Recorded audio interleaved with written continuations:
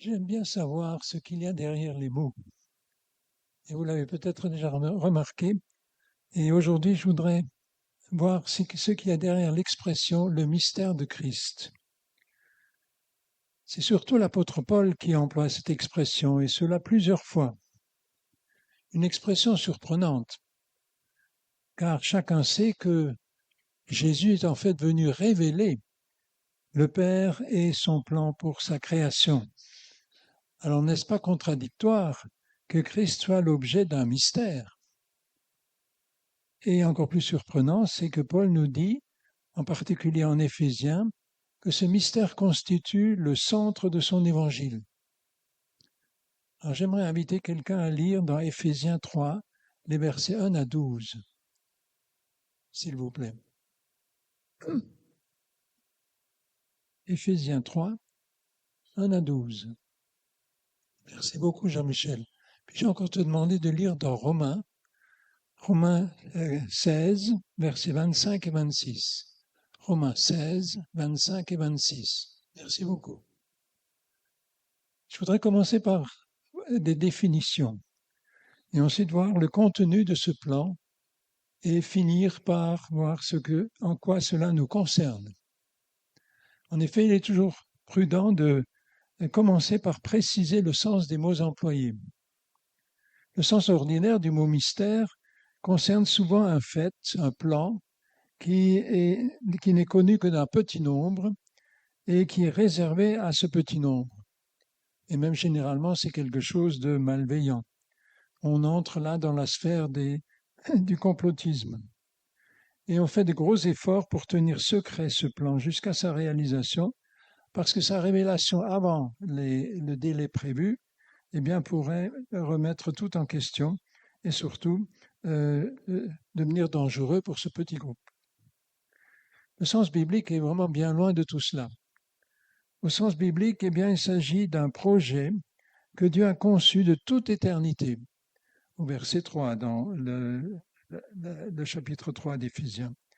Conçu de toute éternité, nous annonçons la sagesse de Dieu mystérieuse et cachée, celle que Dieu, avant tout le temps, avait préparée d'avance pour notre gloire. Et c'est un plan qui doit être proclamé à tout le monde, dans le monde entier, mais seulement à partir du temps fixé pour cela. Et c'est pour cela que le mot « maintenant » dans la bouche de l'apôtre Paul est tellement important. Il a été porté à la connaissance des hommes, n'a pas été porté à la connaissance des hommes des générations passées, comme il l'est maintenant, révélé par l'Esprit à ses saints apôtres et prophètes. Éphésiens 3, verset 5. Et je lis maintenant dans Marc 1, 15 à 16. Après que Jean eut été arrêté, Jésus alla en Galilée. Il proclamait la bonne nouvelle du royaume de Dieu en disant « Le moment est arrivé et le royaume est proche. Changez d'attitude et croyez à la bonne nouvelle. » La preuve que ce temps messianique est arrivé, ce sont les nombreux signes que fait Jésus et qu'il s'agit de comprendre comme tels, comprendre comme des signes, sans rester accrochés à leur seul caractère miraculeux. En effet, Jésus n'est pas venu simplement pour impressionner, pour épater les gens, mais il a un projet beaucoup plus élevé. Par ces signes et à travers lui, Dieu indique qu'une nouvelle étape dans l'histoire du salut, et même dans l'histoire de l'univers, commence et lancée par l'action publique de son Fils. C'est la réalisation de son vaste plan de restauration de la création tout entière. C'est un plan déjà porté discrètement à la connaissance des anciens prophètes. On peut en trouver des traces dans le livre d'Ésaïe, puis entièrement révélé aux apôtres. Nous venons de l'entendre dans le chapitre 3 des Éphésiens, verset 5. Révélé aux apôtres et par eux, et donc aussi en particulier par Paul. Dieu déploie ses majestueuses qualités de sagesse, de justice, de grâce et de puissance dans la révélation de ce projet. Alors, qu'y a-t-il dans ce projet, dans ce plan? D'abord, première remarque, c'est un formidable coup de tonnerre dans le ciel bleu pour un pharisien. En effet, ce mystère, dit Paul, c'est que les non-juifs, c'est-à-dire ceux que les pharisiens tiennent plus bas que terre, les non-juifs, et donc aussi nous, eh bien, sont co-héritiers des juifs. Co-héritier, ça signifie aussi héritiers au même titre et avec les mêmes droits que les juifs eux-mêmes, qu'ils forment un corps et non pas deux corps différents avec eux et participent à la même promesse de Dieu en Jésus-Christ par l'Évangile. Donc fini le temps où les Juifs se considéraient comme les seuls dépositaires de l'amour de Dieu. Et c'est Dieu lui-même qui abolit maintenant cette tenue à distance des non-juifs et le mépris pratiqué jusque-là par les Juifs. Il dit encore dans Éphésiens 2,16, Jésus a voulu les réconcilier l'un et l'autre avec Dieu en les réunissant en un seul corps au moyen de la croix, en détruisant par elle, par la croix, la haine. Et dans Galates 2, 26 à 28, il est dit, il n'y a plus ni juif ni non-juif, il n'y a plus ni esclave ni libre, il n'y a plus ni homme ni femme, car vous êtes tous un en Jésus-Christ. Les conséquences pour les non-juifs d'Éphèse et donc aussi pour nous, c'est que, et c'est Paul qui dit, ainsi donc vous n'êtes plus des étrangers ou des résidents temporaires, c'est-à-dire des gens tout juste tolérés. Vous êtes au contraire des concitoyens des saints, membres de la famille de Dieu. Vous avez été édifiés sur le fondement des apôtres et des prophètes, Jésus-Christ lui-même étant la pierre angulaire. C'est dans le Seigneur, et c'est en lui que vous aussi, vous, c'est-à-dire les anciens païens d'Éphèse, et puis nous ici, à Bourg-Bruche, que nous aussi, vous aussi, vous êtes édifiés avec eux pour former une habitation de Dieu en esprit. Pour un juif bien pensant, c'est-à-dire axé sur la loi, c'est un bouleversement total de son monde. Et ce qui est encore plus inouï, c'est que cette famille de Dieu ne compte que des volontaires, des gens qui ont choisi d'entrer dans cette famille de Dieu et choisi aussi d'y rester. Il n'y a aucune contrainte, ce sera absolument contraire à la manière de Dieu, à la pensée de Dieu. Et en comparaison, regardez un peu ce qui se passe dans les religions. L'islam, lui, veut gagner le monde entier, même par le djihad armé. Et malheur à celui qui ose en sortir. Et ça d'ailleurs aussi le cas, l'hindouisme pratique les mêmes massacres. Et même le bouddhisme qui est réputé tellement gentil. Voyez ce qui se passe en Thaïlande ou au Népal en ce moment. Juste à titre d'exemple. Tout réfractaire qui est identifié comme tel est traité avec la même cruauté féroce que pratiquait déjà l'Inquisition catholique au Moyen Âge. Et ceci jusqu'au XVIIIe siècle. Ou alors le communisme jusqu'à aujourd'hui. La caractéristique commune entre l'Inquisition catholique et le communisme, c'est que un simple suspect, eh bien, il ne pouvait sortir de leurs griffes que les pieds devant.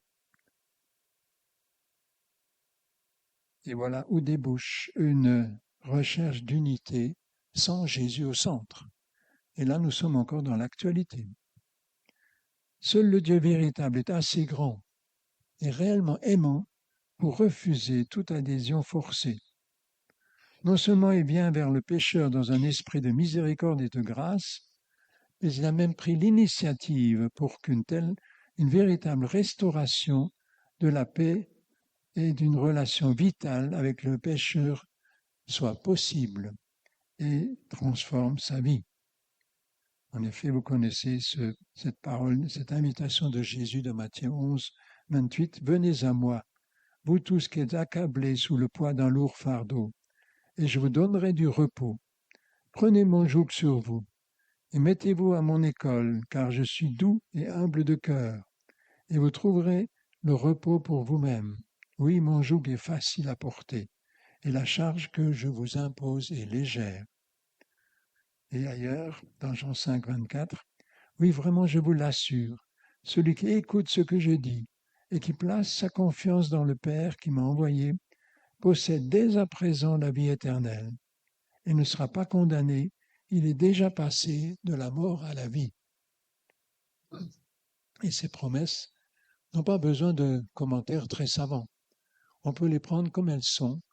Dieu se tient derrière et il les réalise.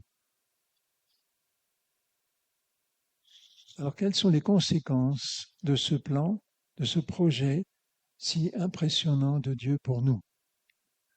Un premier point que je voudrais mettre au clair, et juste en passant pour éviter toute escroquerie. La Bible ne contient aucun code secret, réservé à une petite caste d'initiés et donnant accès à tout un monde de connaissances sur Dieu et sur l'avenir. Vous voyez un peu à quoi je fais référence. Dan Brown.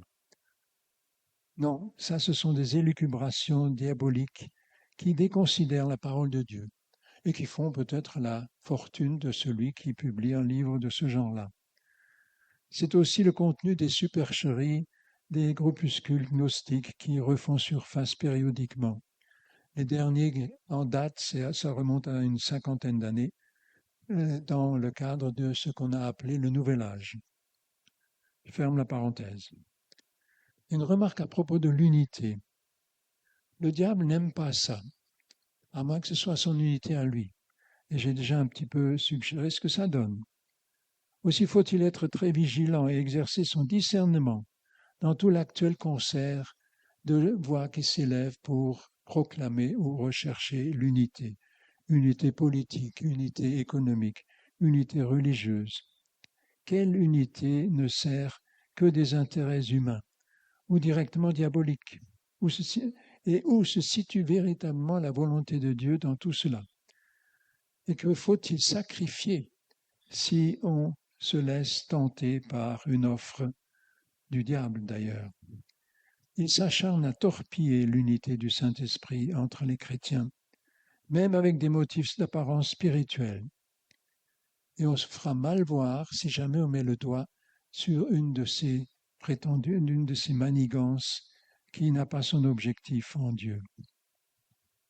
Je reviens maintenant à la réalité qu'en Christ, des gens très différents sont réunis en un seul corps, comme membres de la même famille de Dieu. L'Église est par définition le lieu où on peut apprendre à surmonter l'antisémitisme, la xénophobie, même toutes les discriminations semées dans les cœurs par le diable. Découvrir l'autre dans sa personnalité originale, modelée par une autre culture, réagissant selon une autre mentalité, habitué à vivre autrement sa foi, mais s'ouvrir à lui et discerner ses mobiles et apprendre à cheminer avec lui, selon ses habitudes revisitées, sans rien perdre de ce que je crois moi-même, voilà la richesse que m'offre le Seigneur dans le contact avec d'autres. C'est sûr qu'ici à Bourg-Bruch, on n'a pas tellement l'occasion de rencontrer des différences importantes, mais quand même, nous allons en ville et puis nous voyageons parfois au loin. Une autre conséquence directe. Le Père Céleste et Jésus, le chef de cette belle famille unique, nous invite à participer au magnifique travail de faciliter, d'ouvrir l'accès au salut en Jésus, d'ouvrir l'entrée dans cette famille. Chaque chrétien peut apporter sa part à ce travail de diffusion de la parole de Dieu, de toutes sortes de manières, s'y engager pratiquement et même à plein temps, ou alors soutenir par la prière, par un don régulier ou ponctuel d'autres qui s'en vont. Soutenir la traduction, soutenir la production, soutenir la diffusion des Écritures au loin et auprès, en commençant peut-être tout simplement à côté de soi. Accepter un service pratique nécessaire à tout cela. toute personne volontaire qui se met à disposition du Seigneur sera conduite par lui à un ou des services adaptés à ses capacités, ou bien dans la durée, ou bien ponctuellement. Personne n'est inutile et personne n'est inutilisable. Le service le plus universellement accessible et très important, c'est de s'informer et de prier pour l'avancement de l'Évangile dans l'entourage direct et jusqu'aux confins du monde. Juste 2 exemples. Un évangile coûte 50 centimes et on peut prier et l'offrir avec une petite explication, juste 2-3 mots, à des personnes qu'on rencontre, aux gens autour de soi. C'est sûr que cet évangile va peut-être finir sur une étagère, mais quelqu'un d'autre mettra la main un jour sur cet évangile, sur cette étagère, et ce sera pour lui décisif. C'est comme ça que moi, j'ai commencé mon itinéraire spirituel. Ou un autre exemple, alors tout à fait différent, beaucoup plus loin. Chaque hiver, en janvier-février, un groupe de 4-5 chrétiens russes de Sibérie centrale monte pendant tout un mois jusqu'à l'océan Arctique, avec deux véhicules spécialement équipés pour cela, pour des conditions extrêmes. Imaginez, moins 50 degrés, ça fait un peu plus chaud que la dernière canicule ici. Ils y apportent l'évangile à des populations très isolées et qui n'en ont jamais entendu parler. Mais ils font ce voyage-là et nous pouvons voyager avec eux dans la prière. Et ils en ont vraiment besoin et ils le demandent. Alors tout cela ne nous entraîne-t-il pas loin de ce mystère de Christ prêché par Paul, ce projet qui consiste à réunir tout sous l'autorité unique de Jésus? Eh bien, pas du tout, vous voyez bien. C'est ainsi que ce message préparé par Dieu dès avant la création se répand encore aujourd'hui. Et nous y avons notre part. Un message qui transforme des vies et qui a besoin d'être entendu jusqu'aux extrémités du monde. Et nous aussi, nous avons donc notre rôle à jouer, puisque nous aussi nous en sommes devenus bénéficiaires et dépositaires à notre tour. Je vous invite à prier. Je te loue, Seigneur mon Dieu, parce que tu attaches tant d'importance à chacun d'entre nous et que tu veuilles en faire un collaborateur dans ce magnifique plan que tu développes et déploies sur le monde entier. Guide-nous, Seigneur, pour revoir peut-être notre position ou pour entrer réellement dans ce plan et trouver notre raison d'être, notre épanouissement et trouver surtout notre moyen de te glorifier et de te louer pratiquement. Au nom du Seigneur Jésus. Amen.